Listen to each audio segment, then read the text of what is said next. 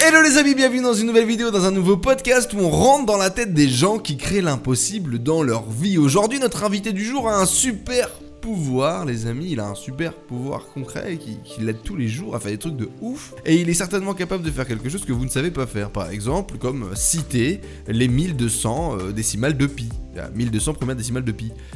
C'est pas incroyable, tu vois. Bon, c'est pas forcément hyper utile là tout de suite dans l'immédiat, mais en tout cas, la super mémorisation, c'est quelque chose d'hyper important. Dans ce podcast, on va parler de mémorisation, d'outils pour mieux mémoriser, mieux apprendre, mieux s'éduquer au quotidien, mais également comment rester focus. Il va nous parler du focus, il va nous parler de comment rester concentré, comment mieux se concentrer au quotidien. Ces petits conseils, c'est sur son dernier bouquin. Aujourd'hui, on accueille du coup Jean-Yves Ponce du site Potion de vie et également youtubeur, plus de 130 000 personnes sur sa chaîne YouTube. C'est un auteur best-seller, il écrit un bouquin par an comme il nous dira dans l'interview, et son objectif, en tout cas le minimum, c'est au moins de faire best-seller au moins dans les 6 mois. Qu'aujourd'hui, voilà, on a la chance de rentrer dans les baskets, dans la tête de Jean-Yves et de comprendre un peu ses mécanismes, sa créativité, sa création, son focus, ses outils de mémorisation et également son parcours en tant qu'entrepreneur, car vous allez le voir, il s'est lancé assez tard finalement dans le voyage, il a gardé son travail pendant un moment et on va pouvoir discuter de ses peurs, de son parcours, de qu'est-ce qui a fait qu'il s'est lancé et comment ça se passe pour lui aujourd'hui. Je vous souhaite du coup une super interview avec Jean-Yves Ponce. Laissez bien évidemment un like, un commentaire, abonnez-vous sur la plateforme, peu importe que là où vous soyez, laissez-nous un 5 étoiles si vous êtes sur les plateformes de podcast et puis dites-nous dans les commentaires juste en dessous qui sera le prochain invité du Super Enzo Show. Je vous laisse avec cet épisode hyper intéressant et très comment dire, on va défricher des nouveaux terrains qu'on n'avait pas forcément discuté avant, donc je suis très content, voilà. Très éducatif cet épisode. Bon épisode à tous les amis, je vous laisse avec ma conversation avec Jean-Yves Ponce de Potion de vie.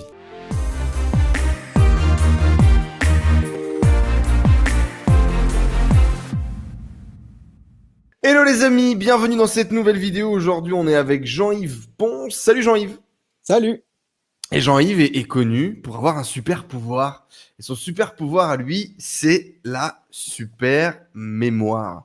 Alors vous le savez, dans ce podcast, on fait venir des gens qui ont créé l'impossible dans leur vie. Et lui, l'impossible qu'il a réalisé, c'est de mémoriser des trucs qui nous paraissent incroyables. Alors pour ça, tu es notamment passé à la télé. Je pense que c'est un fait d'armes pour lequel beaucoup de gens t'ont découvert, certainement de téléspectateurs qui ne te connaissaient pas forcément sur YouTube. Même si aujourd'hui, c'est plus de 130 000 abonnés sur ta chaîne YouTube Potion de vie. Il y a beaucoup de gens qui t'ont découvert du coup dans cette émission un petit peu les extraordinaires. Est-ce que tu peux nous donner un petit mot, un petit message sur comment ça s'est passé, sur est-ce que c'était drôle d'aller à la télé? Est-ce qu'il y a des petites anecdotes croustillantes que tu n'as pas partagées? Ah, c'était fun d'aller à la télé, hein. C'était toute une expérience, hein. Quand ils m'ont contacté, je savais pas que c'était pour TF1 au début. Au début, ils s'étaient présentés juste comme journaliste et ils recherchaient un peu des gens pour un jeu télé, mais sans dire lequel, sans dire quelle audience, ni quelle chaîne. Et du coup, ils avaient pensé à moi parce qu'ils cherchaient des gens qui étaient capables de faire des trucs un peu dingues avec leur mémoire. Et j'ai dit, ok, bah pourquoi pas, moi je suis tout à fait capable de faire des trucs pas trop mal, on va dire, avec la mémoire. Donc, allez-y, qu'est-ce que vous voulez que je fasse? Et là, ils ont commencé à m'envoyer toute une série de vidéos avec. Ça avait l'air d'être un gros plateau télé, quoi, des émissions télé d'autres pays. Il y avait l'Espagne, il y avait les États-Unis et tout. Et ils faisaient voir des candidats qui faisaient un petit peu des feats de mémoire, des tours de mémoire. Et ils me demandaient si j'étais capable de faire ça, de faire ça, de faire ça. Ils Fallait que ça comme soit ça. un peu extraordinaire, quoi. Fallait que ça puisse plaire à l'audience quand même. Exactement. Et des trucs de dingue, quoi. La plupart des trucs, il fallait vraiment avoir bossé le truc toute sa vie, quoi. Donc, je regarde la première vidéo. Ouais, toi, tu t'étais pas entraîné pour faire des tours de cirque. Non, Est-ce clairement que tu as pas. dû préparer, du coup, cette émission? Est-ce qu'il y a des trucs sur lesquels tu as dû bosser? Ouais, j'ai dû bosser à fond toutes mes techniques de mémorisation parce que parmi les vidéos qu'ils m'ont montré, il y en a une où c'était une petite fille qui mémorisait des empreintes digitales. Et ça, j'ai dit, je sais pas si je sais faire, mais je pense voir comment elle fait et je peux essayer. Ah, ils ont dit, ok, c'est bon, vas-y, on te met dessus. Voilà, super. Du coup, tu Et passeras c'est le casting. l'exercice que tu as pratiqué, du coup, en direct. À la limite, Trappa, si tu peux nous mettre une petite image, là, sans se faire défoncer par la DMCA de Jean-Yves, pendant l'émission, ça peut être cool, comme ça les gens auront un contexte. Donc ça, c'était assez fun quand même, hein. Il y avait deux Chavannes, c'était en prime time vendredi. Et bah voilà, moi l'idée c'était de faire connaître les techniques de mémorisation aux gens, Et de donc, montrer effectivement, que aujourd'hui, tu aides les gens développer leur mémoire, à avoir une meilleure mémoire, avec notamment des techniques de mémorisation. J'ai l'impression que c'est quand même pas mal, ça le vend en poupe un peu. Il y a eu plein de candidats de télé-réalité qui ont fait, enfin pas de télé-réalité, de jeux télé plutôt, qui ont fait le buzz en allant gagner des grosses cagnottes. Et que je me souviens le mec qui avait traîné chez, comment il s'appelle, les coups de midi là, ouais, où quelqu'un veut prendre sa place ou je sais plus quoi. Et il avait gagné ouais. des sommes incroyables. Et justement, c'était un type, si je dis pas de bêtises, qui maîtrisait technique de mémorisation, ce genre de choses. C'est ça, non? C'est à peu près ça. En fait, ces mecs-là, les deux dont tu parles, euh, ce qu'ils faisaient, eux, dans leur passe-temps, c'était lire le dictionnaire. Les Hmm. encyclopédies, les dictionnaires, ils lisaient tout, chaque mot, en fait. Et quand ils avaient fini de le lire, ils le relisaient, ils essayaient de trouver des liens entre les mots, entre les notions, entre les trucs d'encyclopédie, etc. Donc ça, c'était leur passe-temps. C'est pas le truc de tout le monde, hein. Moi, ce que je fais, c'est Mhm. un petit peu plus brut, on va dire. Ouais, il y a des objectifs. T'es Ouais, focus c'est sur clair. quelque chose. Tu utilises tes techniques pour aller quelque part, pas pour Ouais. apprendre le dico, quoi. Exactement. Tu utilises une technique pour apprendre un truc parce que tu as un objectif. Tu veux apprendre une nouvelle langue parce que voilà, tu vas prendre des nouvelles responsabilités et tu as envie de faire ça vite, quoi. Donc tu apprends une nouvelle langue. Tu as envie de te mettre à jour parce que tu as, plein de nouveaux logiciels qui sont sortis, tu es un peu largué, tu sais plus tout ça. Donc tu te mets à jour en apprenant rapidement grâce à des techniques de mémorisation. Alors justement, sur ta chaîne YouTube, tu parles bien évidemment de mémorisation, d'apprendre de nouvelles choses, d'apprendre des langues, d'apprendre des techniques, d'apprendre des cours, donc principalement d'éducation. Tu partages aussi pas mal de bouquins. Moi, je t'ai revu il y a pas longtemps, et je crois que je t'avais envoyé un message à ce moment-là justement sur un bouquin qui était Ne jamais couper la poire en deux, où tu faisais Ouais. du coup des résumés de bouquins, où tu partageais du coup des choses que tu avais apprises, etc. Et c'est un peu le gros de ton contenu que l'on peut retrouver sur le web. Moi, j'aimerais savoir comment ça a démarré tout ça. Alors, avant de partager, ne serait-ce que pour toi, comment est-ce que tu découvres ton super pouvoir ou comment est-ce que tu commences à découvrir ces outils de mémorisation? Est-ce que c'est à l'école que ça a commencé à grandir? Est-ce que c'est plus tard? Comment ça s'est fait? Non, c'est plus tard, ça s'est fait après l'école, malheureusement. Si j'avais su ça pendant l'école, je l'aurais pu l'utiliser à mon avantage et puis faire des études hyper longues et tout, faire des trucs. Ouais, j'aurais eu une autre vie, je pense. Mais Mhm. moi, je l'ai découvert après. Et c'est pas un pouvoir que j'ai découvert, en fait, c'est un documentaire de la BBC où il y avait un mec qui s'amusait à mémoriser des jeux de cartes. Et moi, j'ai regardé ce documentaire et puis à la fin, le mec il dit mais ce que je fais, n'importe qui peut le faire, c'est super facile et tout. Faut utiliser l'art de la mémoire, ça existe depuis les Grecs et tout. J'ai dit, tiens, c'est bizarre ça. J'ai creusé un peu le On truc. m'a jamais appris ça. On m'a jamais expliqué ça qu'on Ah pouvait non, non, apprendre à non, faire tout jamais. ça. Donc j'ai creusé un peu le truc, je me suis rendu compte qu'effectivement, ces techniques comme ça existaient depuis la Grèce antique, hein. Les orateurs romains, les orateurs grecs utilisaient des techniques de mémorisation pour mémoriser leurs discours Pour leur de speech. façon exactement. Pourquoi ça reste encore de l'ésotérisme? Pourquoi ça reste encore un petit pourcentage, une connaissance un peu esselée? Pourquoi 80% des gens n'ont pas un petit peu de Jean-Yves Pons à la maison? Tu vois ce que je veux dire? Bah parce qu'à l'époque, à l'école, qu'est-ce qu'on t'apprend? On t'apprend à répéter tes tables de multiplication, à répéter chaque phrase jusqu'à ce que tu maîtrises une poésie par cœur. Donc on t'apprend à répéter en fait, mais on t'apprend pas à te servir de ta mémoire d'une façon un petit peu différente. Et Et du coup, pourquoi? Pourquoi ça évolue pas? Pourquoi est-ce qu'on n'a pas quelqu'un qui amène quelque chose de différent? J'ai l'impression que si on est capable de maîtriser ne serait-ce qu'une seule des techniques type palais des mémoires ou je sais pas quoi, je suis très débutant, hein. Attention, je ouais, balance des mots comme ça, mais je suis très très très débutant. vas-y, t'inquiète. Mais j'ai déjà entendu ça, j'ai déjà vu ça, j'ai déjà pratiqué et j'ai vu que c'était assez fou. Tu maîtrises ne serait-ce qu'une seule technique, tu es capable de retenir n'importe quoi toute ta vie. Ouais, c'est clair, Et c'est donc, clair. du coup, pourquoi est-ce que, à un moment donné, on n'a pas fait ce shift? Tu vois, Et c'est comme ben, le truc, c'est comme certainement beaucoup de notions que tu as dû apprendre, moins mainstream, où du jour au lendemain, tu as eu une prise de conscience en disant, mais waouh, mais pourquoi on m'a pas expliqué ça avant? C'est évident, c'est trop bien. Et non, ça reste une information ou une connaissance qui ne passera jamais du côté grand public ou populaire. bah déjà, historiquement parlant, les techniques de mémorisation, déjà à l'époque du Moyen Âge, c'était vu un peu comme de la sorcellerie. Ok. Donc, les mecs qui l'utilisaient, c'était des moines à l'époque. De base, ils étaient ostracisés, ils étaient limite au bûcher, si tu veux. Donc, les techniques de Parce que mémorisation sont quand un tu peu tombées dans l'utilises, l'oubli. c'est impressionnant, c'est ça? Ah ouais, ça. Effectivement, t'as l'impression que enfin, tu peux pas sortir ça. C'est humainement pas possible, quoi. Quand on utilise une, les gens ont l'impression que t'es Rain Man. Donc, enfin, que t'as un cerveau un peu hors norme, etc. Bien sûr. En même Et temps, quand tu es capable, combien de décimales de pi t'as réussi à réciter, machin moi, je me suis arrêté à 1000, mais enfin, tu peux aller, tu peux exploser T'imagines? des records.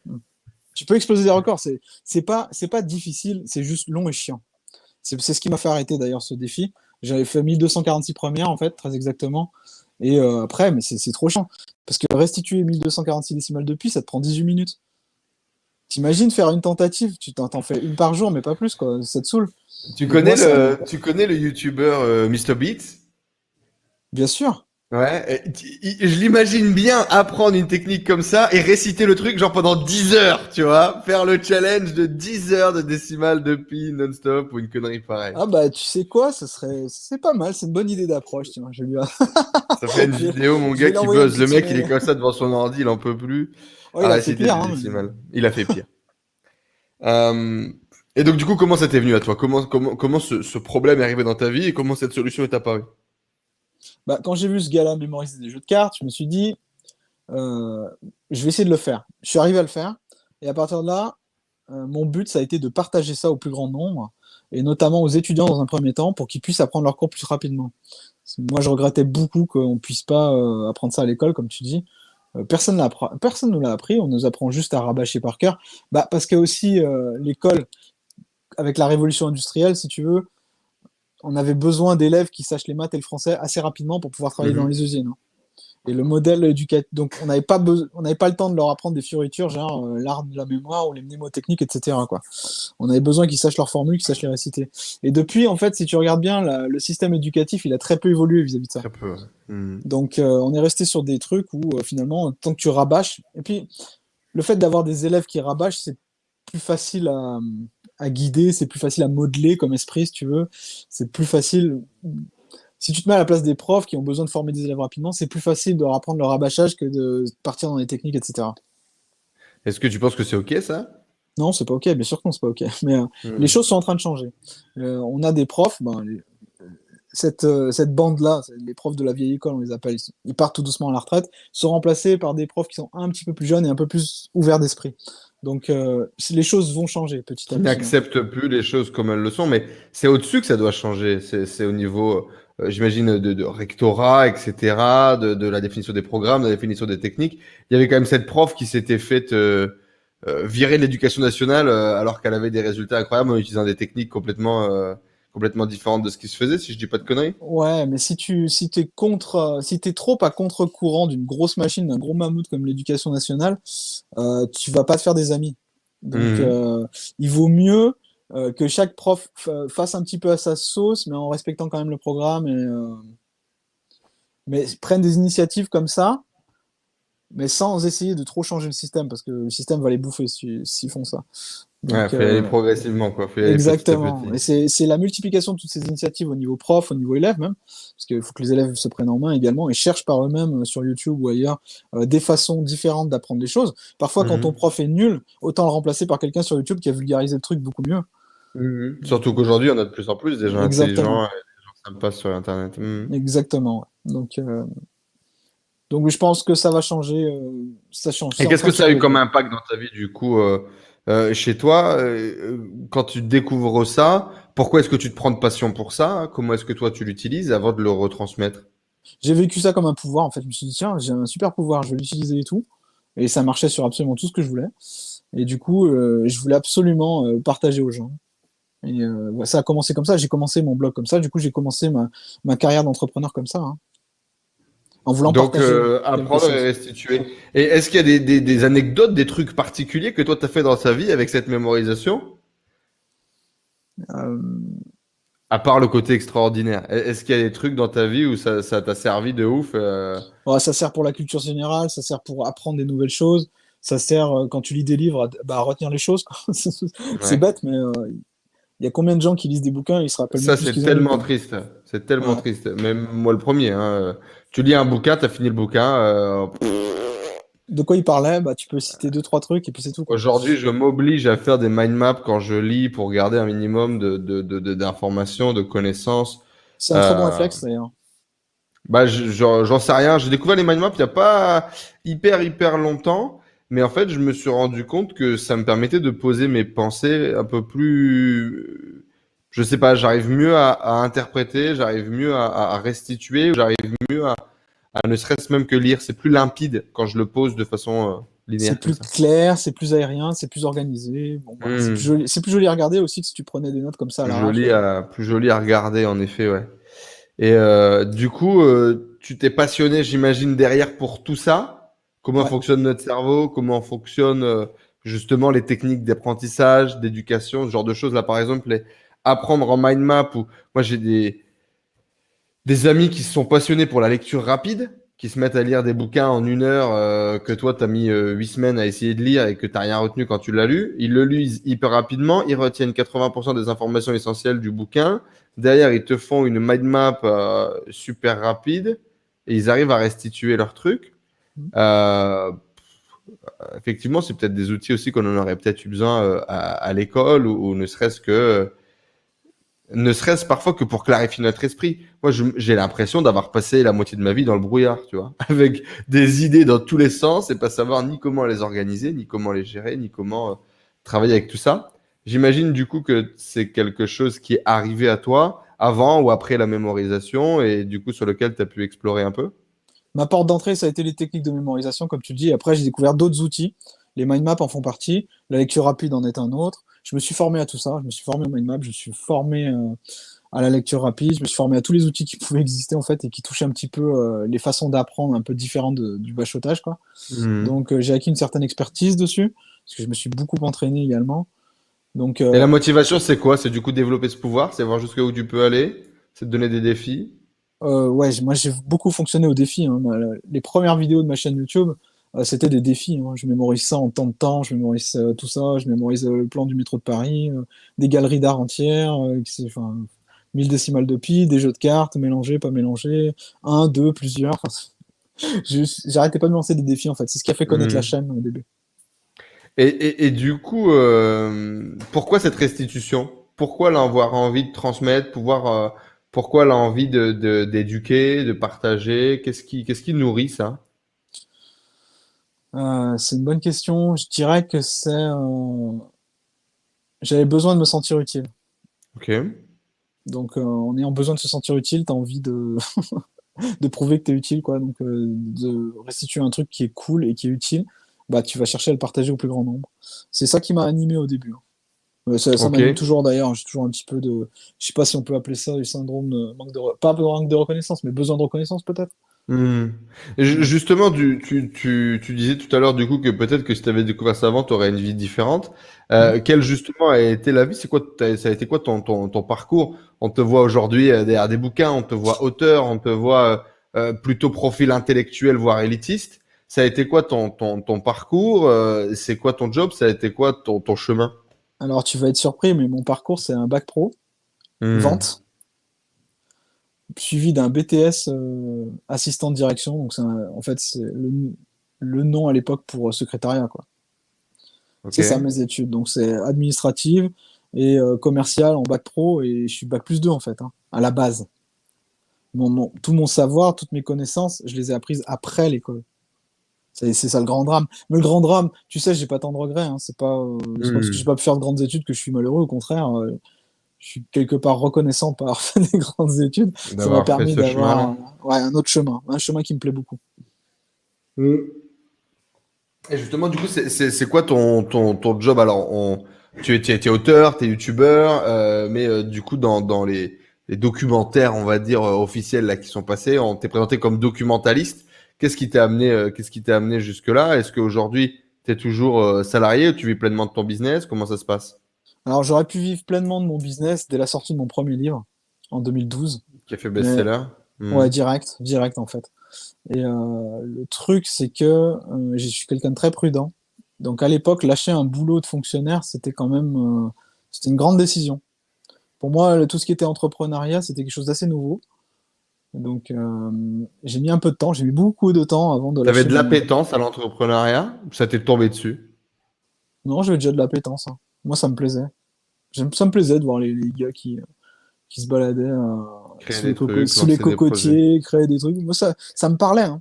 Ça me parlait beaucoup. Donc, je Sous me les suis dit, tiens, cocotiers, du coup, tu parles quoi? Tu parles d'un environnement un peu Tim Ferriss, tu parles d'un environnement ouais, un peu ça m'a semaine de plu. 4 heures?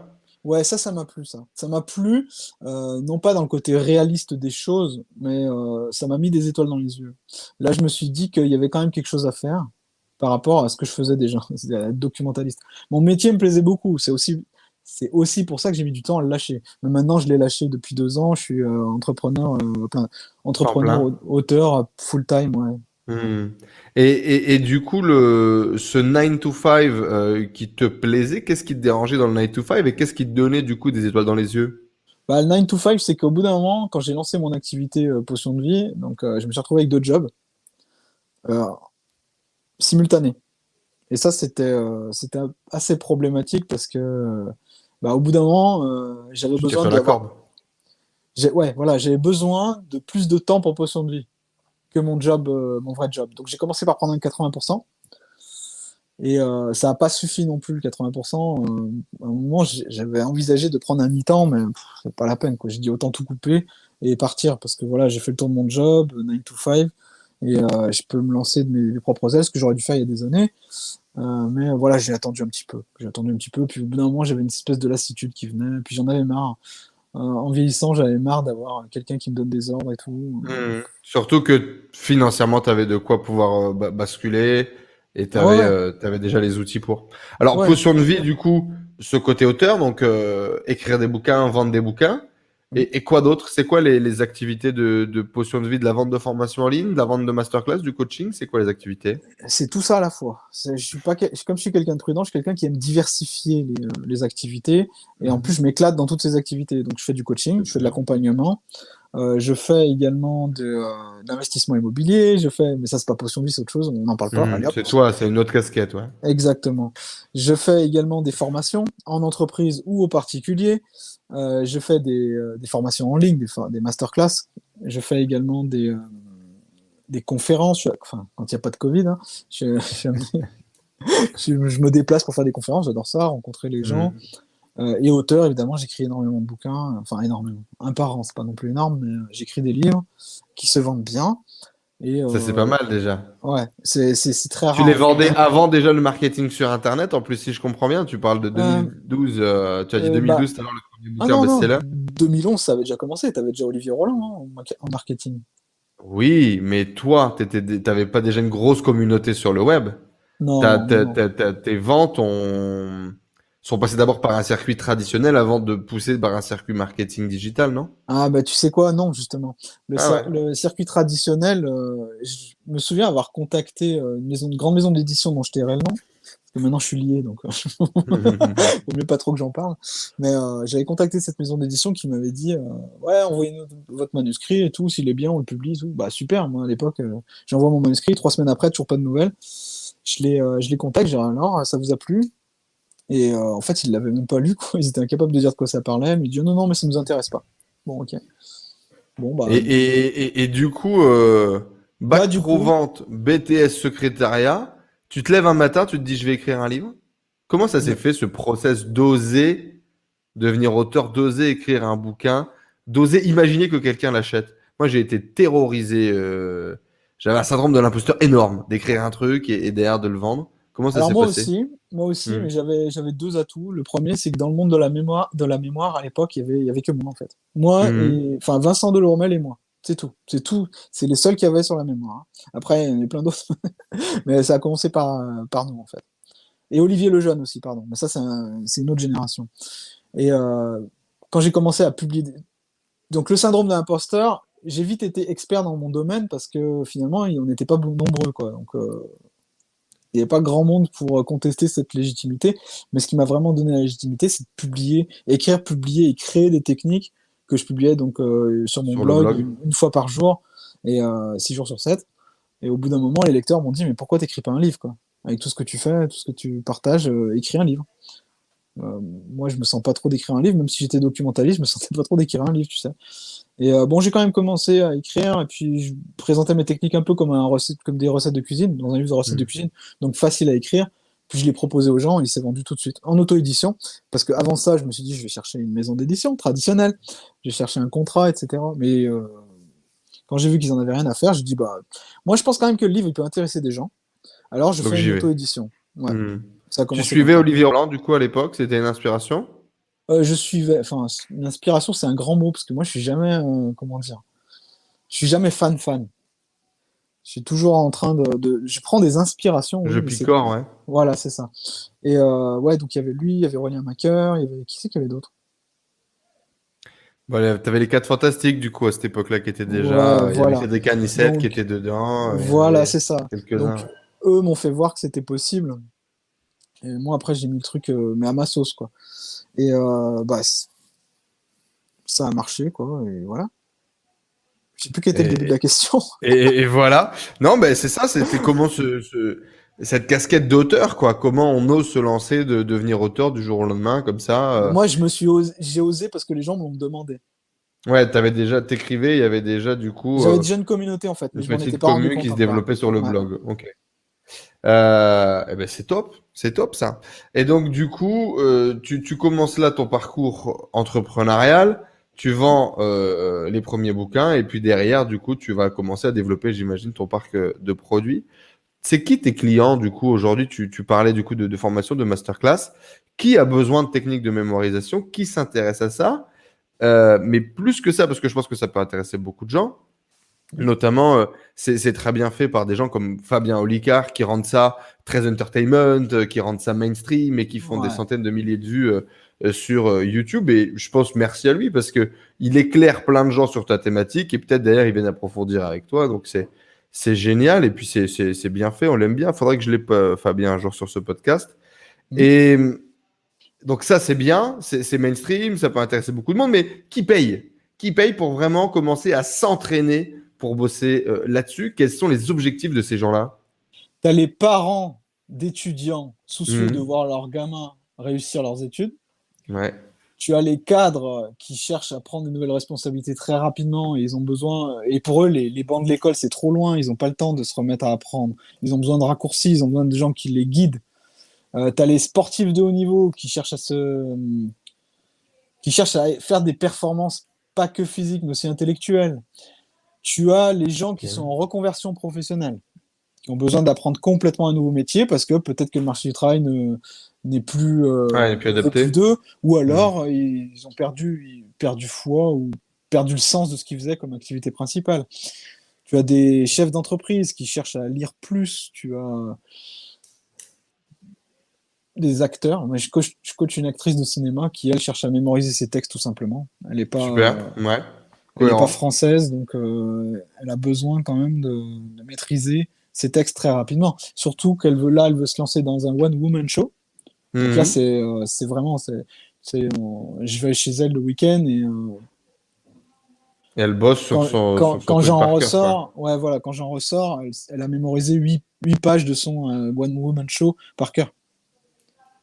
Donc ça peut être, tu vois, des demandes un peu comme ça. Et puis là, tu vois, je viens de recevoir une demande de quelqu'un qui veut participer à une émission télé, justement. N'oubliez pas les paroles, c'est une émission Ouais, il faut où tu justement pas oublier les paroles de la musique. tout simplement. Et voilà, donc j'ai des demandes comme ça. Qu'est-ce que j'ai d'autre? Ouais, des jeux de télé, j'ai régulièrement, c'est des gens qui veulent des jeux de télé. Et du coup, aujourd'hui, tu l'as dit, tu vis pleinement de ton activité, de ton business. Est-ce que tu es heureux comme ça, du coup, maintenant que tu as coupé il y a 2 ans pleinement ton 9 to 5? Est-ce que du coup, t'as pas eu de peur, de regret, ou quelles ont été les dernières peurs que tu as brisées au moment où tu es passé à l'action? Et est-ce que tu prends ton kiff aujourd'hui pleinement dans le développement de l'activité? Ouais, c'est l'éclate. C'est clairement l'éclate. J'aurais dû le faire avant, c'est ce que je me suis dit. Tout de suite, dans les premiers mois, je me suis dit, tu aurais clairement dû le faire avant. Mais bon, voilà, c'est comme ça. Ouais, je m'éclate à fond. Je me vois absolument pas revenir en arrière. Je peux pas. Je pense, je le dis même souvent en rigolant. Je suis inemployable en fait maintenant. C'est pas Hmm. possible. On peut pas m'employer parce que je pourrais pas.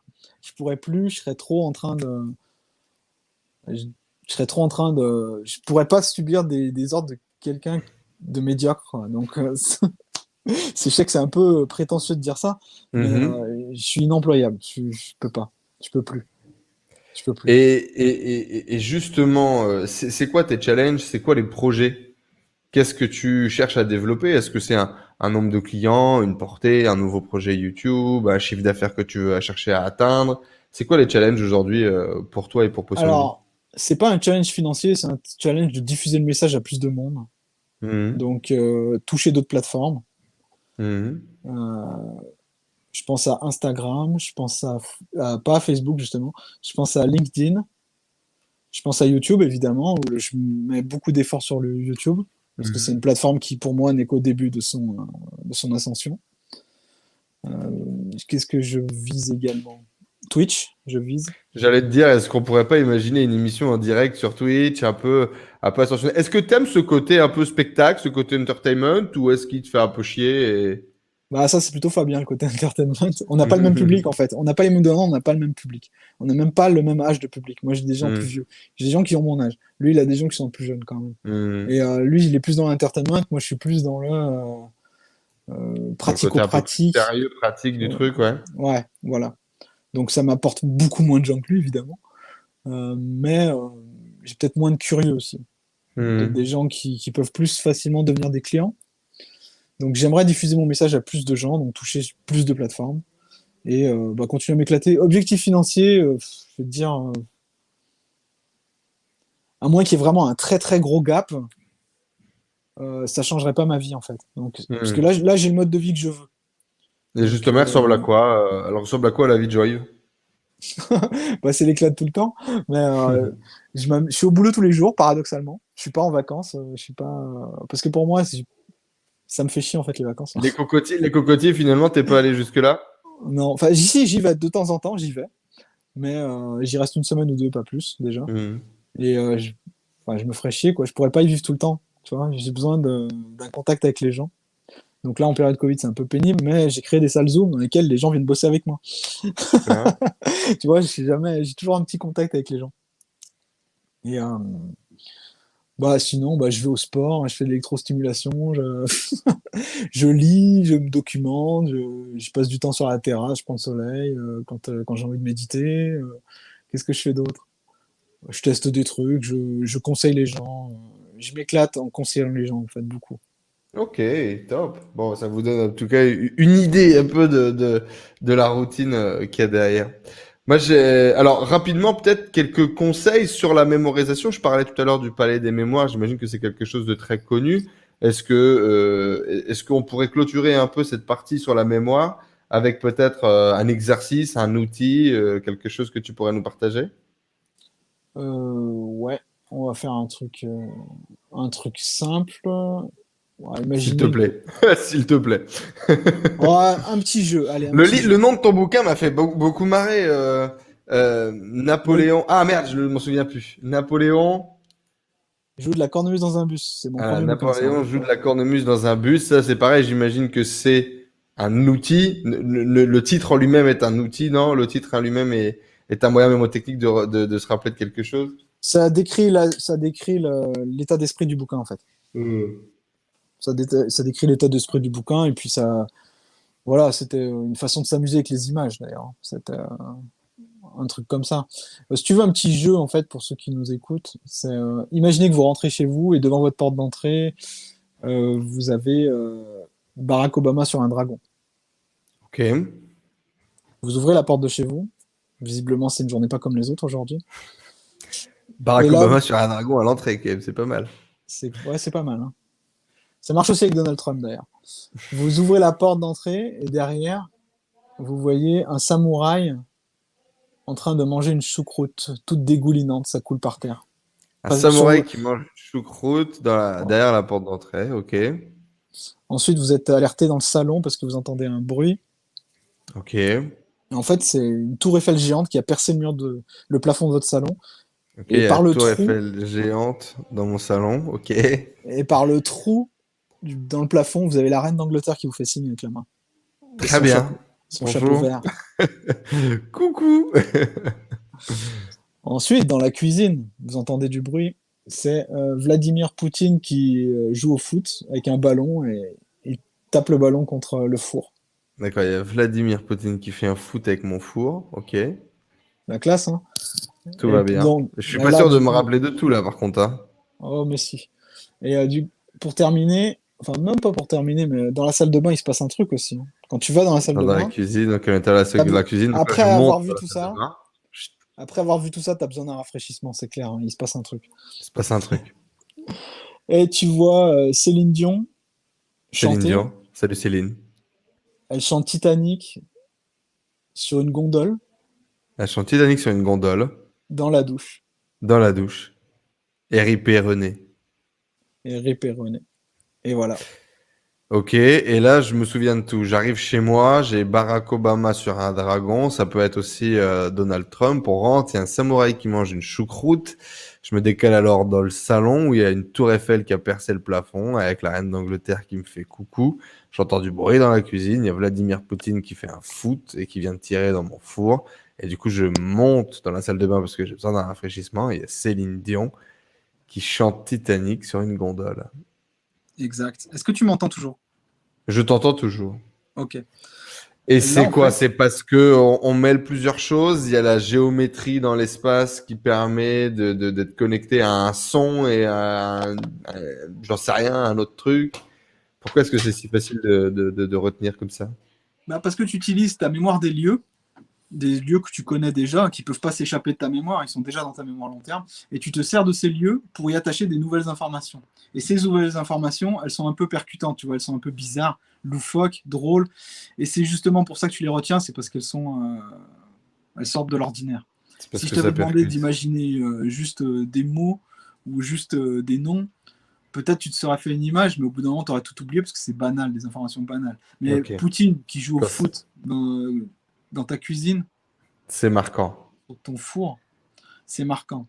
Et Et donc ça, par exemple, c'est du coup ce fameux palais des mémoires, c'est ça? ouais, c'est le début du palais de mémoire, en fait. Et là, ce que tu as Hmm. mémorisé, là, tous ces gens-là, ça représente évidemment des pays, et tu es capable de réciter maintenant la liste des pays les plus riches du monde, dans l'ordre, ou dans le désordre, ou dans n'importe quel ordre d'ailleurs maintenant.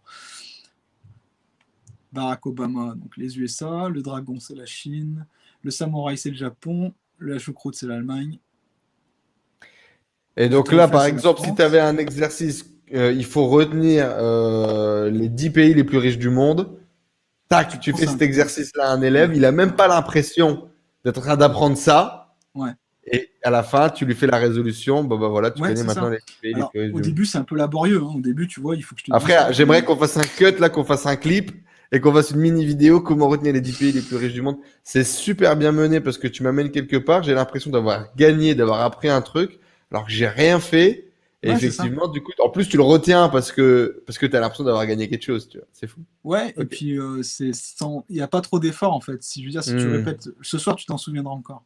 Si je t'avais donné la liste des pays sur un post-it ou sur un Oh truc comme putain. ça, Hmm. tu t'en fous, quoi. Je veux dire, au bout d'un moment, tu l'aurais oublié. Mais là, c'est une histoire et du coup, c'est beaucoup plus vivace dans ton esprit. Ah, il y a le côté aussi storytelling du coup qui rend le truc attachant, attirant, qui est plus marquant.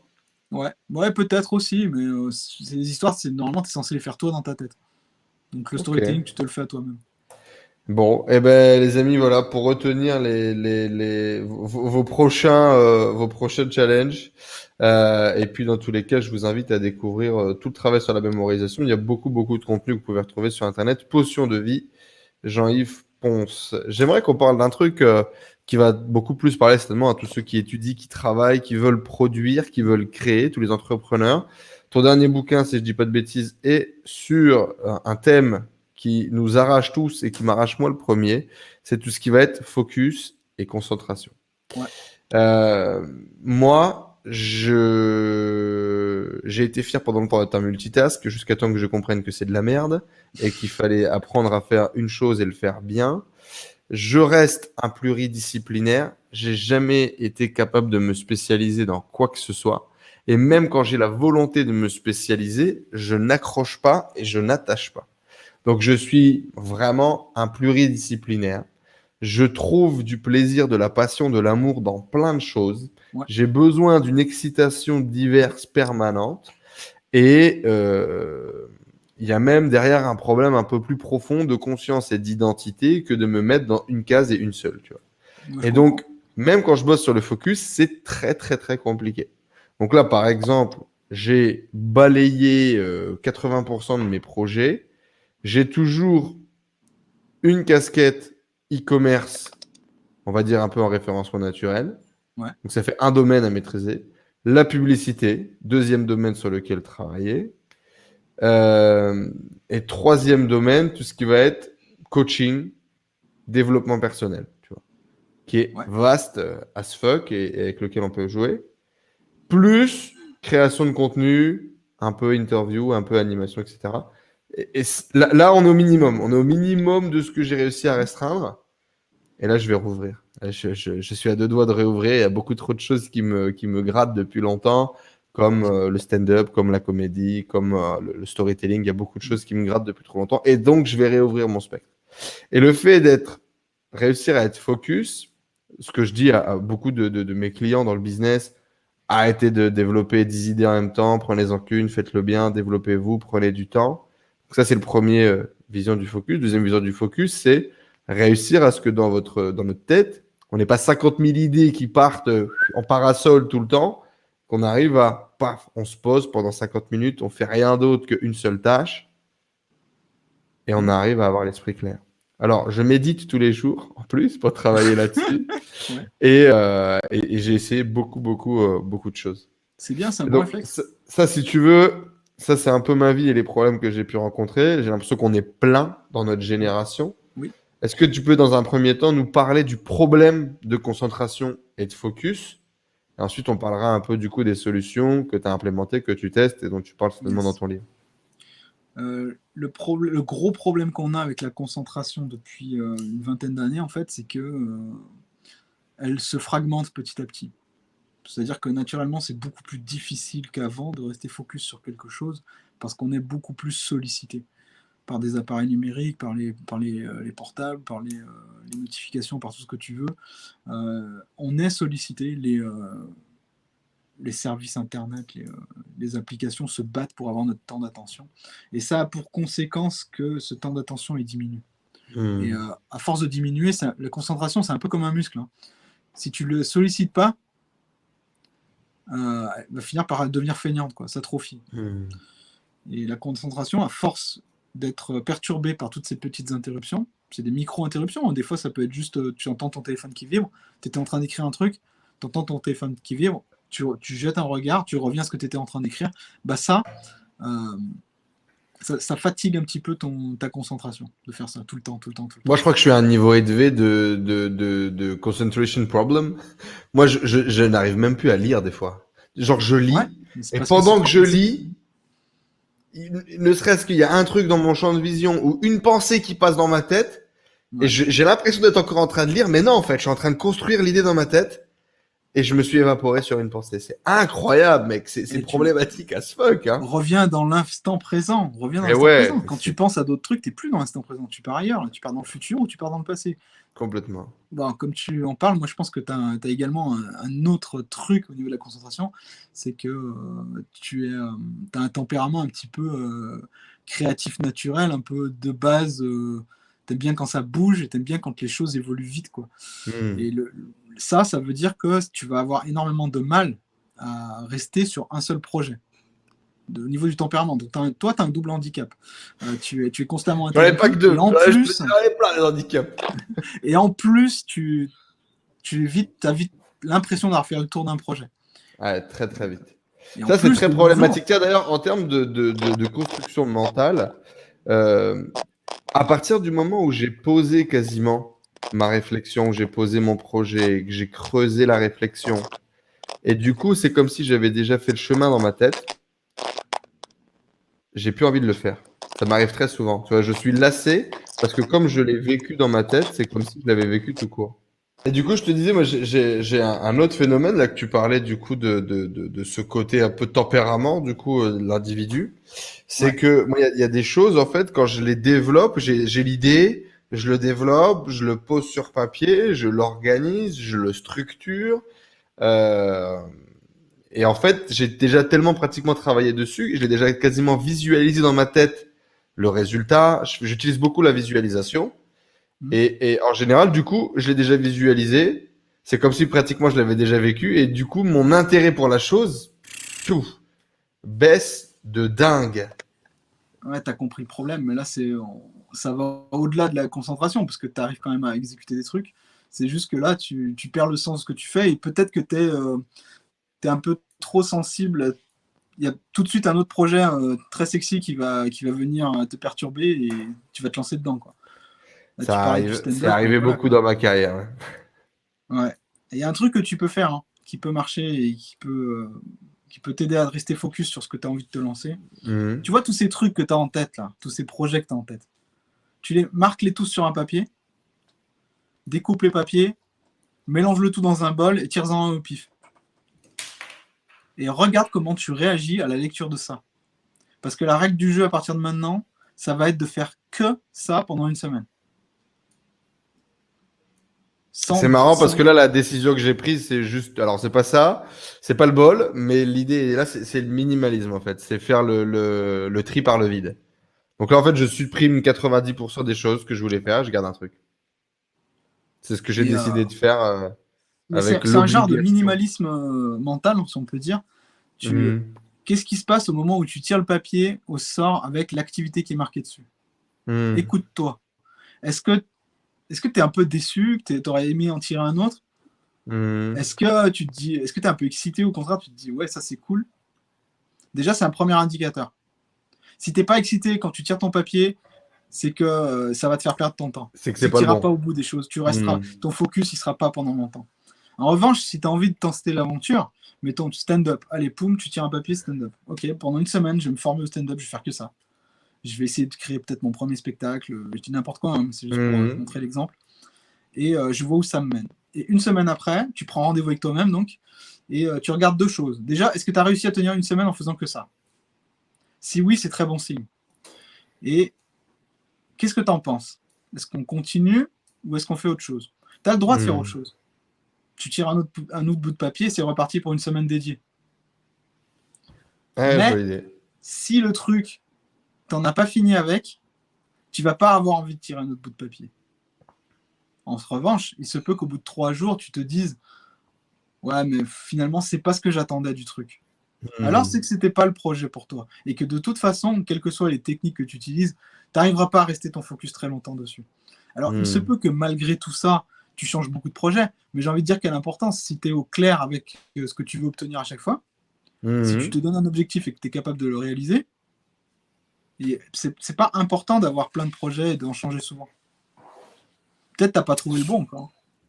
Ou peut-être Je que, pense enfin, et pas. Je pense que surtout, je par pense que itération, on avance en tout cas, je ouais, pense, et tu puis vois. tu vas en faire plusieurs des projets, tu vas en faire beaucoup des projets, beaucoup plus que la normale avec ton tempérament. Beaucoup plus Mhm. que quelqu'un qui va avoir peut-être deux projets dans sa vie, il va avoir deux vies dans sa vie, toi tu vas peut-être en avoir plusieurs. C'est Ah, pas un problème. ça fait Si longtemps qu'on a t'arrives, passé les si, deux. si au moment où tu switches de projet, euh, tu es satisfait parce que tu as l'impression d'en avoir fait le tour et que t'as pas envie d'avoir plus, que ça va, En fait, le alors seul ok. côté négatif à ça, c'est la frustration de. Alors, ça a été longtemps la frustration au niveau de l'identité, de pas pouvoir très facilement pouvoir dire bonjour, je suis X, je fais Y, et de pouvoir faire que les autres facilement te fassent rentrer dans une espèce de case pour être mieux compris, pour mieux interagir ou je sais pas quoi, tu vois. Ouais. Et la frustration, ça a été le côté spécialisation. Je rêverais qu'on dise Enzo, ah, Enzo, il est excellent pour ça. Tu vois. Ah oui, C'est putain. son truc, tu vois. Et ça, moi, c'est un truc que je n'ai pas Ok. et qui parfois me frustre un peu de j'aimerais avoir une étiquette géniale. Même si je fais 50 000 trucs derrière, j'aimerais avoir ce truc pour lequel je suis très bon. Alors, on m'a dit pendant très longtemps, t'es excellent pour faire des interviews, super. C'est pour ça, du coup, que j'ai repris, qu'on en fait plein et que je prends un kiff et que ça alimente beaucoup de choses parce que rencontrer des gens, discuter avec des gens, ça me plaît beaucoup. Mais euh, Bah, je t'as pense une pas que ça soit énergie, encore ça. t'as une énergie qui fait que c'est communicatif déjà, et puis c'est attractif. Je veux dire, Hmm. toi, ton truc, c'est pas forcément un, un hard skill, toi, ton truc, c'est un soft skill, c'est comment t'es en Ah tant ouais, dans le qu'humain soft, ouais. Hmm. qui est, qui apporte beaucoup, beaucoup, et là, c'est ta spécialisation, à mon avis, c'est au niveau humain, au niveau énergie, communication. Bah, t'as déjà Mhm. fait beaucoup de coaching, j'imagine. Mhm. Bah, pour moi, t'es un coach naturel, quoi.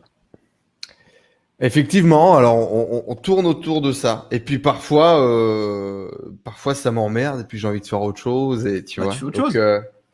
c'est C'est sûr. pas bien Mais en grave. tout cas, voilà, on creuse autour. Merci en tout cas pour le feedback. C'est intéressant d'avoir ton point de vue. Et du coup, on disait que le problème, c'est les micro-coupures. Le problème, c'est Ouais. notre attention qui descend, etc. Tu parlais que ce soit comme un muscle. Mm. Comment je fais pour réussir à être focus dans ma vie, réussir à être focus à un instant T sur un projet, avoir ce flow, comme beaucoup en parlent. Est-ce que toi, d'ailleurs, tu utilises ce mot-là ou pas? Est-ce que toi, tu l'as déjà Ouais. expérimenté, j'imagine, dans l'écriture, certainement? Et comment est-ce qu'on rentre dans cet état de focus ultime, dans cet état de flow, où on a l'impression de pouvoir réaliser en 1 heure ce que l'on a fait en 4 jours précédemment? Parce que on est tous cette personne-là. J'aime beaucoup, c'est une méthode qu'utilise Tony Robbins, c'est de dire la même personne qui, parfois, en 8 heures, ne produit rien et se sent comme une grosse merde au moment d'aller se coucher, c'est la même personne qui, parfois, en 1 heure, a la sensation d'avoir produit plus que dans les 4 jours précédents. Comment est-ce qu'on peut être cette même personne en même temps et comment ça fonctionne? Le premier prérequis, c'est ce que tu fais, ça a du sens. Si ça n'a pas de Ok. sens, si tu sais plus pourquoi, si tu sais pas pourquoi tu fais les choses, tu resteras pas focus dessus, quelle que soit ta discipline, ta volonté, c'est pas important. C'est Si tu as une intéressant. mission à Ok. accomplir, si tu es dans le mode j'ai une mission à accomplir, c'est différent. Là, tu vas y arriver. Ça, c'est la première chose. La deuxième chose, c'est le portable. Quand tu bosses, tu le mets dans une autre salle. C'est un conseil tout con que personne ne suit, C'est clair. mais J'ai pas du tout mon pour portable à moi, côté de moi. Je n'ai pas du tout mon pourquoi portable. tu peux pas, pour moi, tu peux pas te concentrer si s'il est à côté. C'est impossible. Il y aura toujours un truc qui attirera ton attention. Ne serait-ce que l'écran qui s'allume, sans faire de bruit, hein, l'écran qui s'allume et qui se rééteint, ça va attirer ton attention. Donc Hmm. déjà, si tu le mets dans une autre pièce, de telle heure à telle heure, on va dire, bah là, tu garantis à ton cerveau que tu ne seras pas déconcentré aussi facilement que ça. Donc du coup, entrer en état de flow, ce sera plus facile. Ensuite, l'état de flow, tout à l'heure, je disais, la concentration, c'est comme un muscle. Mais justement, le Hmm. muscle, il ne faut pas trop le solliciter non plus. Ok. Donc tu t'évites de faire des sessions de 3 heures, 2 heures, tu vas sur le même truc, sans prendre de pause, sans rien, sans lever la tête. Ça, c'est pas bon. Il y en a plein qui le font, mais c'est pas bon. Tu vas peut-être le faire une fois dans la journée, au début de la journée, et Et après, tu vas être après, tellement crevé que tu feras plus après rien t'es le reste de la rincé. journée. Hmm. C'est pas bon, ça. Il vaut mieux que tu fasses des séances de 25 minutes et que tu fasses des pauses de 5 minutes. Pendant ces 5 minutes, tu sors, tu vas marcher un coup, tu t'aères, tu bois un coup, tu médites même si tu veux, et tu reviens pour 25 minutes. Ça permet à la concentration de se reposer un petit peu, puis de repartir, puis se Du reposer, coup, tu puis de recommandes un peu des repartir. méthodes type Pomodoro, par exemple? Ouais, ouais, mais il y a même des gens qui font des pomodoro toute la journée avec moi, hein. Hmm. Là, je suis pas dessus parce que j'ai des problèmes de connexion, mais sinon, tous les jours, une journée, ils bossent avec moi toute la journée, les gens. Ah ouais, c'est marrant, du Effet coup, de on a groupe, des membres de concentration. la tribu. La tribu, c'est mon groupe, mon petit club Ouais. d'entrepreneurs qu'on a créé en ligne. Et sur le Discord, on a créé des channels Pomodoro. Et donc, les gens se connectent et ils font des Pomodoro en groupe. Ouais, Ouais, je suis sûr que c'est ça marche marrant et bien, hein. ça marche bien quand les gens sont connectés, quand les gens sont disciplinés. Ouais, c'est ça. Bah, nous, on a réussi à monter une petite communauté comme ça, et du coup, les gens, ils vont, ils viennent, un peu comme leur emploi du temps le permet, mais du coup, tu montes une communauté, et tu découvres de nouvelles personnes, et tu travailles de façon efficace. Et le dernier effet qui est cool, c'est tu arrives en fin de journée, tu as encore de l'énergie. Hmm. Alors que d'habitude, tu es Parce que crevé tu de as ta mieux journée, tu as envie de géré faire ton autre flow chose. d'énergie, quoi. Ouais. Alors que d'habitude, tu as juste envie de poser ton cerveau, de regarder Netflix, et c'est tout, quoi. Là, tu as de l'énergie, tu peux faire vraiment beaucoup de choses. Et tu vois pas le temps passer aussi. Bon, c'est le problème, ça. Tu vois pas le temps passer, ça passe trop Hmm. vite, le temps. Euh, Mais du coup, tu et as plus de ben, choses, du coup, tu te sens mieux, tu te sens plus fier, tu te sens. ah ouais, bien sûr, ouais, tu te sens plus fier, tu te sens plus confiant en tes capacités. Tu reprends naturellement ton focus, finalement. Tu Hmm. reprends confiance à tes capacités à te concentrer sur quelque chose. Et il y a un troisième point qui est très important également, et les gens le sous-estiment constamment, c'est le sommeil. Hmm. Le problème, c'est que en 20 ans, on a perdu, je crois, 1 à 2 heures de sommeil par nuit. Parce que, Ouais, bah, il à y a cause une des moyenne qui doit être couvre-feux. autour de 6 heures. Là, on a eu une intervention il n'y a pas longtemps Ouais. d'un expert dans mon groupe. C'est ça. Et ça doit être autour de 6 heures. C'est ça. Et il y a ce Et, culte de se lever à 4 heures du matin, de produire plus, de dormir moins, qu'on dort ça aide pas. trop. C'est pas, le problème, c'est pas de se lever à 4 heures du matin. Le problème, c'est d'avoir 8 heures de sommeil dans la journée, quoi. Au moins 7. 7, tu limites la casse. 8, c'est bon. En dessous de 7, tu perds énormément. Le Tu coach, perds en fait, parlait de non pas d'heures de sommeil, mais de cycle. De Ouais, c'est cycle. ça. Nombre de Voilà. cycles. Et un cycle, ça fait 1h30 à peu près. Quand tu n'as pas ton nombre de cycles, 7h30, 8h, Le focus, dès qu'il manque un cycle, je crois le focus, il prend 30% dans la gueule ou un truc comme ça, direct. Ouais, c'est ça.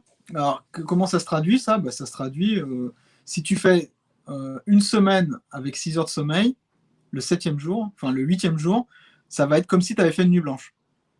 Tu vas avoir accumulé la même dette, finalement. Et ce qui va se passer, c'est qu'est-ce qui se passe quand tu dors mal? Tu es de mauvaise humeur, donc tu vois tout en noir. Tu as du mal à voir les opportunités, du coup. En tant qu'entrepreneur, c'est un peu pénible. Tu es moins bon physiquement. Tu n'es pas à toutes tes capacités physiques. Tes séances de sport, elles sont merdiques. Tu es évidemment moins bon sur la concentration. Tu es moins capable de te concentrer parce que tu as besoin de sommeil et tu l'as pas. Tu as du mal à rester focus sur quelque chose parce que tu es fatigué. Et ça, le problème, c'est que, je sais pas si tu as remarqué, mais tu as pas mal de gens qui vont voir leur médecin en disant moi, je pense que j'ai des troubles de déficit de l'attention. Oui, tout le monde. Moi, j'ai été étonné depuis que j'ai voyagé au Canada et tout, machin. J'ai découvert ça. Tout le monde a la TDAH. Tout le monde a. Alors, moi, je dis, moi, je suis TDAH depuis que je suis gosse, frère. Mais tu vois, ça n'a rien à voir. Ça, c'est le plus gros virus du monde, en fait, si tu écoutes les gens. Non, le pire, c'est les docteurs qui filent des médocs. Ouais. Ça, c'est ça le plus dangereux, moi, je pense. Oui. Ouais, parce que du coup, tu vas dire à ton médecin, bah, moi, j'ai du mal à rester concentré. Tu vas sortir tous les trucs du trouble de déficit de l'attention.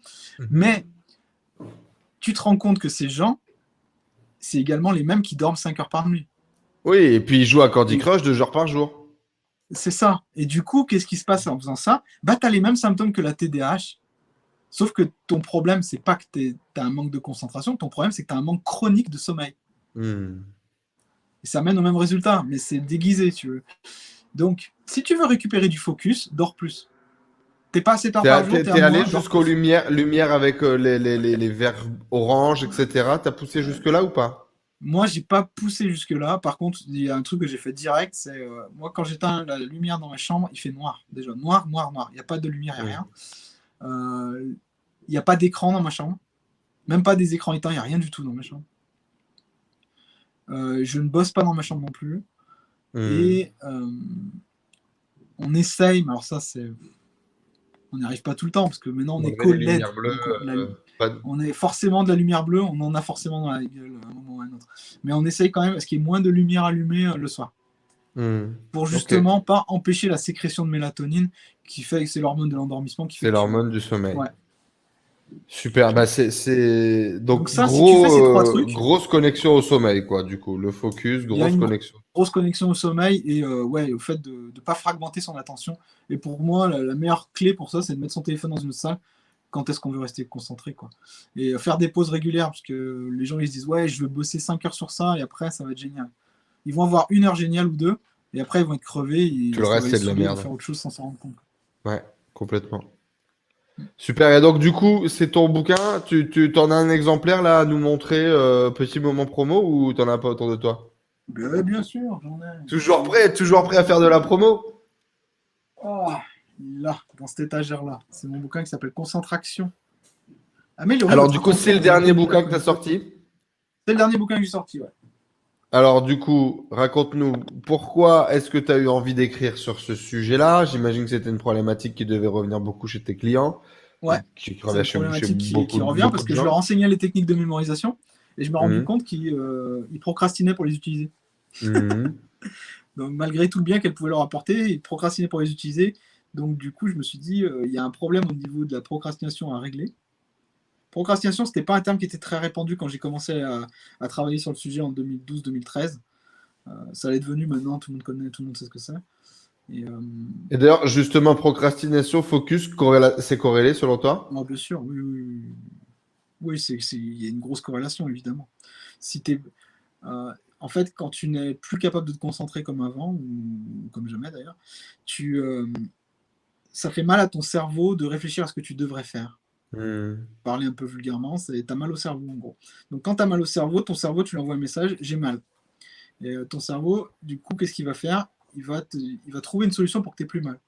Et ça peut être bouffer un bonbon, ça peut être aller voir les copains, ça peut être regarder une série sur YouTube, ou sur Netflix d'ailleurs, ça peut être faire tout un tas de trucs qui vont avoir juste pour but que t'aies plus mal. Hmm. De faire autre chose, quoi. De penser à Ouais, autre voilà. chose. Pour beaucoup de gens, c'est se droguer, c'est jouer, c'est se blinder Ouais, il y a ça aussi, d'émotions acheter des trucs, négatives. achat Hmm. impulsif sur internet à 2h du mat, c'est des trucs comme ça. Complètement. Super. Et ben du coup, on peut le retrouver dans toutes les bonnes librairies et sur ton site internet Potion de Vie, j'imagine. Yes, Exactement, on mettra les liens dans la il y a plein de description. chemins pour y accéder. Juste en dessous, mais vous avez les trois grands piliers, sommeil, les outils et la façon de travailler avec le Pomodoro et couper toute la distraction avec ses capacités d'entraînement en état de flow. Ouais. C'est un petit peu le sommaire et travailler, vous retrouverez tout le reste dans le bouquin de Après, Jean-Yves. avec énormément d'autres techniques évidemment. Après, les gens sont au courant de tout ça. C'est rare C'est qu'ils te disent ah bah ouais, l'utiliser. je savais pas qu'en coupant les distractions, je serais plus concentré. Mais qui le fait vraiment en fait? Il n'y a pas grand monde, hein. Et donc c'est pour ça, donc là on peut retrouver tes salles de travail. Comment on fait pour accéder à tes salles de travail du coup? C'est un lien Zoom, donc je pourrais te donner le lien. Je pourrais le donner dans la description si tu veux. N'importe qui peut venir, hein. Je ne mets pas de barrière à l'entrée. Allez, et Juste ça c'est un truc viens qui pour doit être bosser. payant, ça c'est un service payant ça normalement. Allez, Ouais, et je bah sais. du coup on pourrait retrouver les séances de travail. Effectivement, l'important c'est d'avoir les techniques et surtout de les utiliser. Ouais. J'aimerais qu'on parle un petit peu avant de nous quitter de créativité. J'ai vu que c'était également un thème que tu abordais, Ouais. sur lequel tu écrivais, sur lequel tu parlais. Et donc du coup, quand est-ce que ce thème de la créativité a commencé à fleurir chez toi? Qu'est-ce que tu as appris là-dessus? Est-ce que c'est quoi? C'est justement un état dans lequel on se met pour être créatif? Est-ce que c'est des techniques pour être plus créatif? Est-ce que c'est des méthodes pour être plus créatif? Est-ce que c'est comprendre comment notre cerveau fonctionne? Qu'est-ce que tu as Bah, découvert? Qu'est-ce que tu as c'est un appris? peu tout ça à la fois, mais pour moi, c'est avant tout quelque chose à développer. C'est un skill que tu peux développer, que n'importe qui peut développer, même Genre, les on est mecs. tous créatifs et il faut Ouais, c'est ça. juste qu'on apprenne à le développer, c'est ça? Il faut juste qu'on l'entraîne, sa créativité. Pareil, ça, une fois, créativité, muscle, tout ça, il y a beaucoup d'analogies, mais c'est. Si tu te. Imagine que tu essayes de trouver 10 idées par jour sur telle ou telle. 10 idées, 10 façons d'améliorer ta boulangerie de quartier, par exemple. Bah, ça, si tu fais ça tous les jours, au bout d'un moment, tu vas en avoir énormément d'idées. Et 99% vont être très mauvaises, mais c'est pas grave parce que c'est pas ça que tu C'est vises la partie du quantité. jeu. Hmm. Et tu vises, ça c'est la série que tu fais de muscles avec ton cerveau, ça que tu fais, hein. Tu te forces à trouver des idées, mais c'est comme ça que tu développes une créativité qui est un peu plus naturelle. C'est en trouvant des idées. Et en tant Moi, qu'entrepreneur, de toute façon, tu es par obligé de exemple, et trouver. je pense que c'est le cas de beaucoup de gens, j'ai jamais cru que j'étais créatif, moi. Tu vois, par exemple, Toi, tout à l'heure, t'as dit, ouais, t'es un mec créatif. moi je pense que tu es Moi, la créatif créativité, naturellement. c'était les artistes, tu vois, c'était les Et gens tu me qui parles de dessinaient, stand-up, c'est etc. de l'art ça. Bah ouais, mais moi je découvre, je me découvre cette passion-là, tu vois, je me découvre ces trucs-là tout au long du chemin. Et en fait, je me suis rendu compte dans le business, j'étais Mhm. capable de trouver plein d'idées, de solutions, de choses à Bah tu vois, implémenter, des éléments. ça J'étais c'est de capable la de créativité aussi. connecter, j'étais capable de connecter des choses que les gens ne voyaient Oui, pas, tu vois. c'est ça, Mais ça, je l'ai découvert. Moi, je me suis jamais défini comme quelqu'un de créatif. Je ne eh me ben, suis c'est jamais dommage vu parce que comme tu l'es. quelqu'un de créatif. En tant qu'entrepreneur, tu l'es. Surtout si tu as passé des mois et des années à mûrir ton projet, à chercher en arrière-plan de ta vie, qu'est-ce que les gens pourraient apprécier, quel service tu Mhm. pourrais leur rendre, comment tu pourrais être utile aux gens, de quoi les gens ont envie. Tout ça, en arrière-plan, de façon semi-consciente, si je peux dire, tu as envoyé un message à ton cerveau, tu l'as fait travailler sur ce projet, là-dessus. Bien sûr. Tu lui as fait trouver des idées. Mais Il y en a plusieurs qui sont mais venus à toi. c'est en permanence en fait, c'est en permanence. Et Mais maintenant, ça, c'est.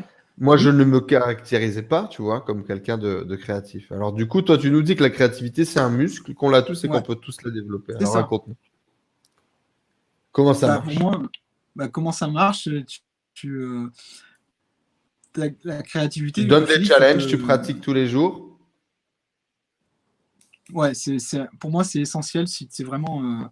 nul en créativité ou si tu t'es donné, affligé la croyance que tu n'étais pas créatif, c'est déjà te forcer à voir les choses d'un point de vue différent. Par exemple, un même problème, il y a ta vision des choses dessus, il y a la vision du banquier, il y a la vision de l'optimiste, il y a la vision du pessimiste. Là, on parle d'un projet immobilier, là. On parle de tout. On parle de tout. Imagine, as pour but, imagine, tu as un but, c'est créer une boulangerie. Je reviens sur cette histoire bateau de boulangerie, mais parce que ça marche. Ok. Alors, essaye de te mettre dans la peau de quelqu'un qui serait résolument optimiste. Ah ouais, alors moi j'aime bien ce projet de boulangerie parce qu'il permettrait de faire ça, ça, ça et ça. Et si t'es pas quelqu'un d'optimiste à la base, ça te force à le devenir aussi. Ça te force à te mettre dans les chaussures de quelqu'un qui est optimiste. Dans les baskets, ouais. Ouais. Après, tu te mets dans les baskets de quelqu'un qui est très pessimiste et qui va lui pointer tous les défauts du projet. Ouais, mais ça marchera pas parce que ça, parce que ça, parce que ça, parce que ça existe déjà, tu vois, des trucs comme ça. Et à force de connecter toutes ces personnalités, en fait, de faire ces exercices, tu vas connecter plein d'idées, en fait. Tu vas trouver des points de recoupement. Tu vas trouver les points sur lesquels il faut mettre en avant. Tu vas trouver les points qui sont vraiment enthousiasmants, même si toi, au début, tu n'y croyais pas. Parce que te forcer à être optimiste alors que tu ne l'es pas naturellement, c'est un gros exercice, mais du coup, qui t'ouvre le champ des possibles. Donc, ça, c'est un bon exercice aussi. Le travail des 10 idées. 10 idées de livres que tu pourrais écrire. 10 idées de titres de livres que tu pourrais écrire. 10 idées de livres que tu pourrais lire demain. 10 idées de films que tu pourrais regarder. 10 idées de films, de scénarios de films que tu pourrais écrire. 10 idées d'entreprises que tu pourrais monter. 10 idées de choses que tu pourrais améliorer dans cette plateforme que tu adores et que tu trouves qu'il n'y a aucun défaut. De se laisser brainstormer, quoi. De travailler ce brainstorming, de travailler la connexion d'idées, etc. Mais c'est pas je me pose de 9h à 10h et j'essaye d'être créatif avec les autres gens qui eux aussi de 9h à 10h vont essayer de trouver des idées. Non, ça vient c'est des papillons, faut les choper. D'accord. On avait un auteur très connu dont j'ai plus le nom bien évidemment qui disait que la créativité tu l'obliges.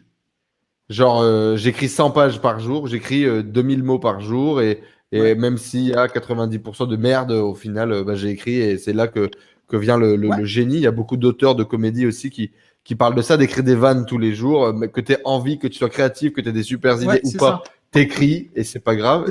Ça, c'est la méthode Stephen King, ça. Stephen King, exactement. Voilà, c'était ça le nom de l'auteur. Stephen King préconise ça dans son excellent bouquin Écriture. Vous ne sortez pas tant que vous n'avez pas écrit tant de trucs que ça, tant de pages, tant de mots, etc. Donc ouais, la créativité, ça se force, ça se dresse, ça se développe en fait. Moi, je crois un peu en ça en fait dans tout, c'est-à-dire par exemple aujourd'hui je suis arrivé là où j'en suis d'un point de vue financier, d'un point de vue entrepreneuriat, parce qu'à un moment donné je me suis dit sur le volume ça finira par marcher, tu vois. Et donc, je vais essayer jusqu'à temps de...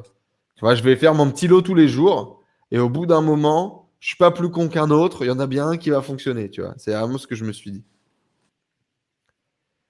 Et selon toi, on pourrait appliquer le processus identique sur la créativité. Tout à fait raison. Je pense que la plupart des gens essayent de trouver la bonne idée, l'idée créative de ouf, tu sais, qui a jamais été faite, etc. Et à mon sens, c'est une erreur. Ouais. Ils devraient plus mettre leur focus sur le fait d'entraîner le muscle justement et de générer beaucoup d'idées. Ils feront le tri après, c'est pas grave. C'est pas grave que toutes les idées d'une journée aient été merdiques, c'est même, faut s'attendre à ça même. Mais parmi toutes ces idées, ce flot d'idées ininterrompues, il y en a une qui va rester. Il y en a une qui va pas partir aussi facilement que les autres. C'est celle-ci sur laquelle il faut mettre son énergie. Alors du coup, c'est une bonne transition parce que là, on est pratiquement dans un coaching business. L'entrepreneuriat qui est arrivé à toi un peu, tu avais une appétence, tu le disais, tu avais une envie, tu trouvais ça un peu sexy, etc. C'est arrivé à toi il y avait un but quand même. Quand tu crées ce blog pour repartager tes apprentissages, pour éduquer, est-ce qu'il y a un objectif de business tout de suite? Oui, tout de suite. Ouais. Tu le crées dans cette vision-là? Ouais, tout de suite. Pour moi, c'était important de savoir où t'allais. De créer quelque chose qui rapporte des revenus financiers rapidement, qui rapporte des revenus financiers à terme, parce que pour moi, c'était la preuve que ce que je faisais touchait vraiment les gens. S'ils étaient prêts Avait à un payer impact, un réel pour mes impact, quoi. services, c'est que ça avait un véritable impact, quoi.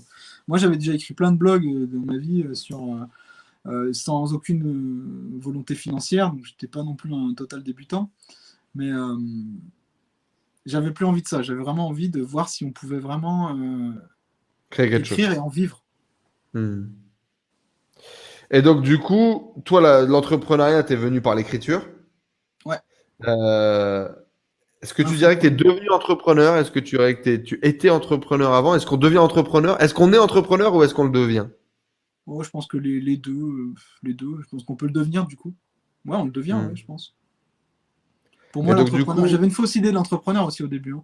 Pour moi, je pensais que c'était le gars qui était dans sa merco et qui sortait et tout, et qui claquait les bifetons comme ça, et puis qui repartait avec une super idée et tout, qui achetait les boîtes, qui les revendait et tout, alors que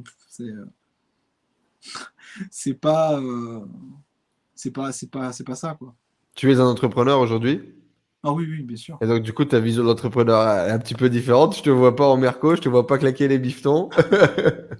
Non, ça m'intéresse pas les mercos, mais Et donc, du coup, qu'est-ce que tu as découvert? Qu'est-ce que tu as découvert dans ce chemin de l'entrepreneuriat, notamment sur Internet, qui est un petit peu particulier aussi de créer une boulangerie, par exemple. L'état d'esprit est un petit peu différent, le contenu est un petit peu différent. On a d'ailleurs tendance pas mal à nous mettre des étiquettes et à nous foutre dans des cases.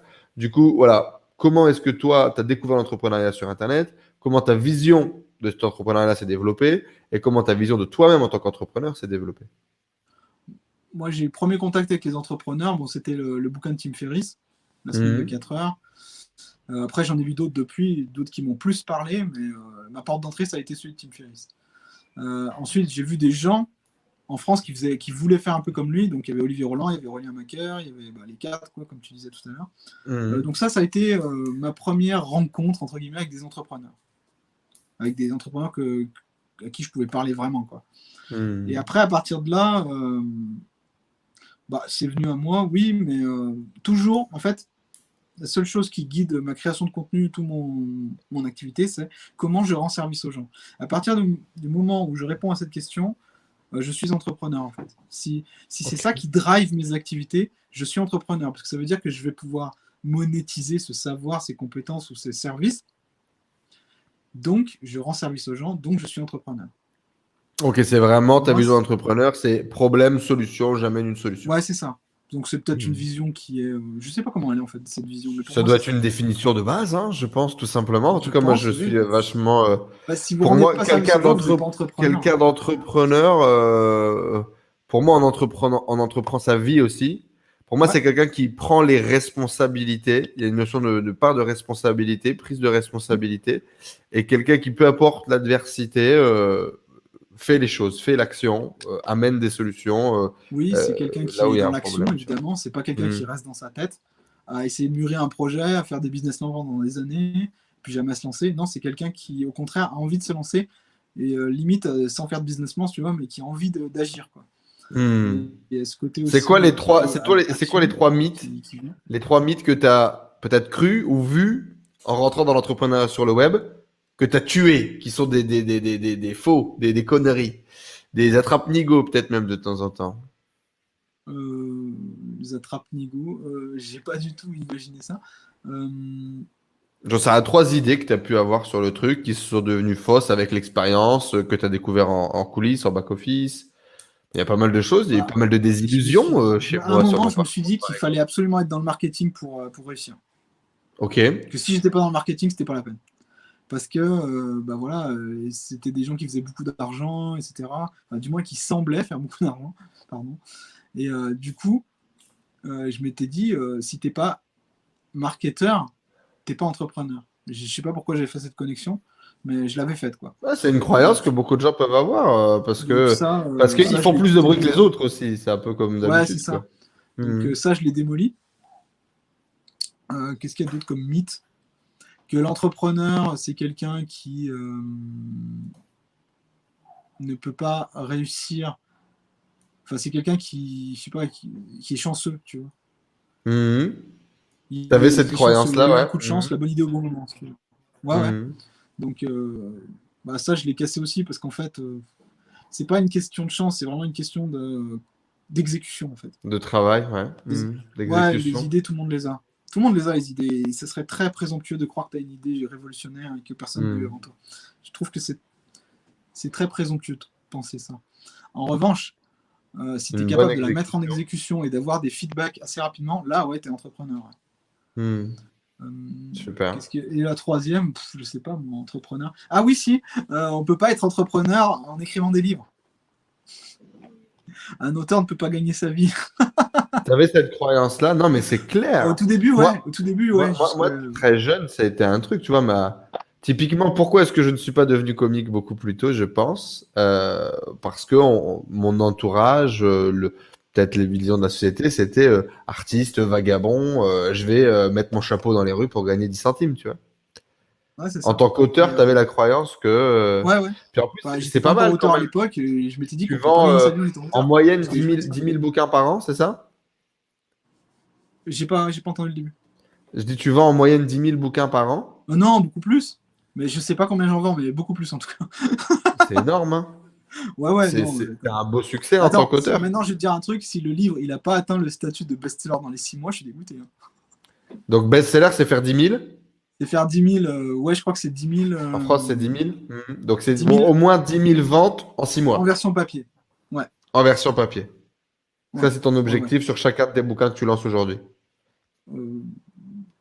Moi, c'est toujours le plus possible. J'ai pas d'objectif défini, mais si je peux. C'est le minimum, en tout cas, aujourd'hui. C'est le minimum. Et d'ailleurs, il continue à vendre tout seul, quoi.